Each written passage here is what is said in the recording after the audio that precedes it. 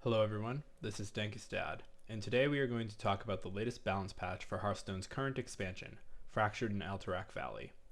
I'm going to go in depth on the changes made to each card, and discuss what impact these changes could have on the standard meta and its most popular decks. Enjoy the video, and let me know in the comments which change you think is going to make the biggest splash. Starting off with the neutral cards, the nerf to Irondeep Trogg looks like it could be one of the most impactful changes right off the bat. Now only producing a base copy instead of an exact one, this card no longer punishes spell-based strategies as hard as it did before.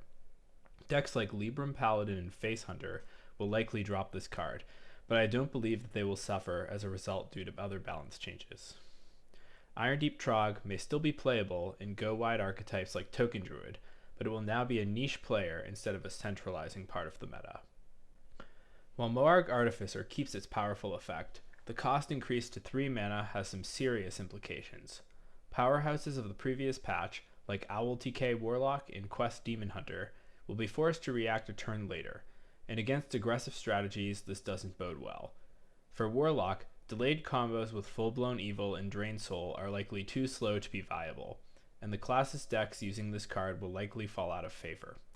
Quest Demon Hunter, on the other hand, cannot afford to cut the card, and while I believe the deck will still be a contender in the meta, it will absolutely suffer.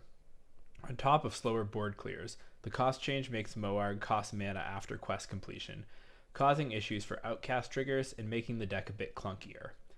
Overall, I anticipate that this change will be a key contributor to minion-based strategies becoming more prevalent, and I am excited to see what new decks might pop up as a result. With combo decks across the board losing power in this patch, Celestial Alignment decks already stood to lose many of their best matchups, and this change doesn't make things any easier. The archetype is by no means deleted, but this change will make it very difficult to succeed with it on ladder. I expect this card to be relegated to a niche pick for specific pocket metas, and for it to mostly disappear from ranked play. This tweak to the hero power gives Beaststalker Tavish a bit more tempo on turns after he comes down, and should give mid-range hunter decks a slight push.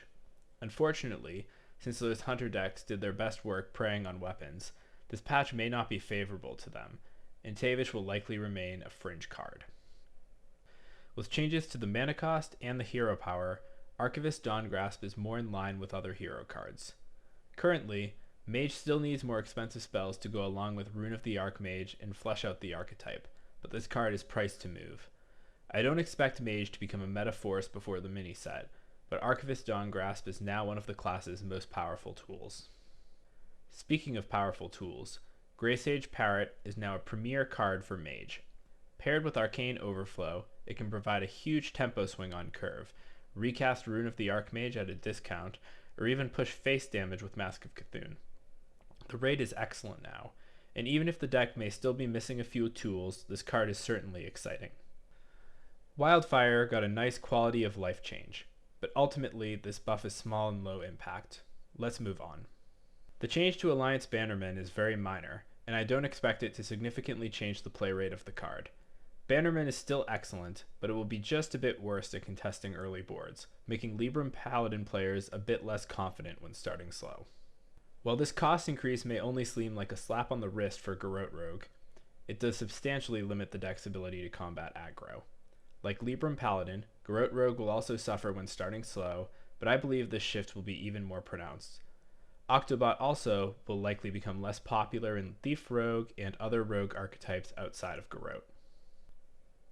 Another huge change, the increase in Snowfall Guardian's cost takes away the best reason to play the Free Shaman archetype. On top of slowing the deck's ability to stonewall board-based strategies, the price increase also delays Free Shaman's ability to pressure. The card is still playable in Yashar's OTK Shaman, but I expect an early move toward Quest Shaman to continue, and for that deck, along with Elemental Shaman and the new Burn archetype, to overtake Free Shaman in play rate. Quest Shaman also is very good against decks that fight for the board, but now that Snowfall Guardian is so much slower as a win condition, Freeze no longer offers a faster way to end the game. This change, along with Moarg Artificer's cost increase, is likely going to eliminate Owl TK Warlock from the ladder, and make Quest Handlock the most common form of Warlock, incidentally hitting the Ticketus Warlock deck as well, This change will have a huge impact on controlling Warlock decks, and a 5 mana investment is just huge when trying to contest an aggressive start. I expect Quest Handlock to become the dominant Warlock deck, and for decks relying on Rude Mithril Rod to fade away. Unlike the Bloodhound Gang's 1999 hit, this touch is certainly not bad.